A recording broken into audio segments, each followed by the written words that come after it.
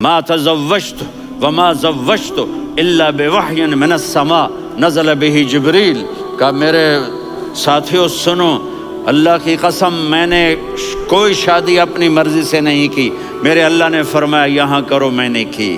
میں نے اپنی بیٹی وہاں دی جہاں میرے اللہ نے فرمایا۔ تو اتنی شادیاں کیوں کی ہیں؟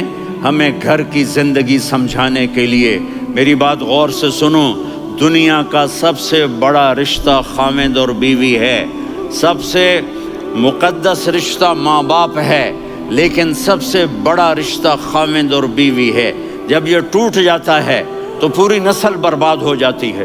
اس لیے آپ نے زندگی گزار کے دکھائی۔ آپ گھر میں جھاڑو دے رہے ہیں، آپ آٹا گوندھ رہے ہیں، آپ حضرت عائشہ کو لقمے بنا کے کھلا رہے ہیں، اور حضرت عائشہ کی دلداری کے لیے فرما رہے ہیں عائشہ، سننا حدیث طبرانی کی، عائشہ انہو لیہون علی الموت ان اریتک زوجتی فی الجنہ۔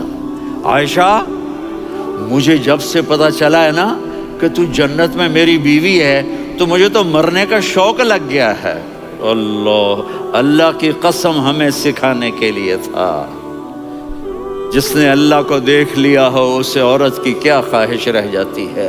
یہ ہمیں سکھانے کے لیے تھا کہ سب سے زیادہ عزت بیوی اپنے خاوند کو دے، خاوند اپنی بیوی کو دے۔ ہن لباس لکم وانتم لباس لہن، تمہاری بیوی تمہارا لباس ہے، اور اللہ بیوی سے کہتا تیرا خاوند تیرا لباس ہے۔ آپ نے 11 گھروں کو کس طرح آباد کیا، کس محبت سے کیا کہ 2 مہینے چولہا نہیں جلتا اور کسی کی زبان پر شکایت نہیں۔ یہ حسن سلوک، یہ محبت۔ حضرت عائشہ کی عمر تھوڑی تھی، جہاد کے سفر سے واپسی ہو رہی، تو آپ نے صحابہ سے کہا بھی چلے جاؤ سارے آگے چلے گئے، تو صرف آپ دونوں رہ گئے۔ تو آپ نے کہا عائشہ دوڑ لگائیں۔ سبحان اللہ، حضرت اما عائشہ نے نہیں کہا، میرے نے عائشہ دوڑ لگائیں، جی لگائیں۔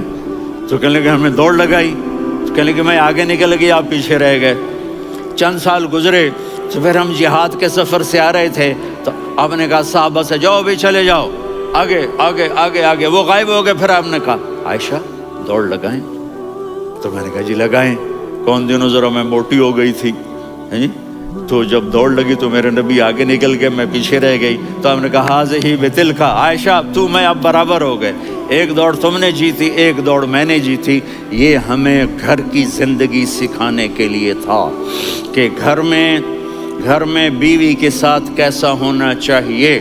اور عورتوں کے لیے کہا اگر میری شریعت میں سجدہ ہوتا تو میں بیوی سے کہتا اپنے خاوند کو سجدہ کرے، تاکہ ایک نسل تیار ہو، بیلنس زندگی گزارو۔ میں نے کل بھی کہا تھا، آج بھی کہہ رہا ہوں، امبیلنس لائف ہماری اولاد کو تباہ کر رہی ہے۔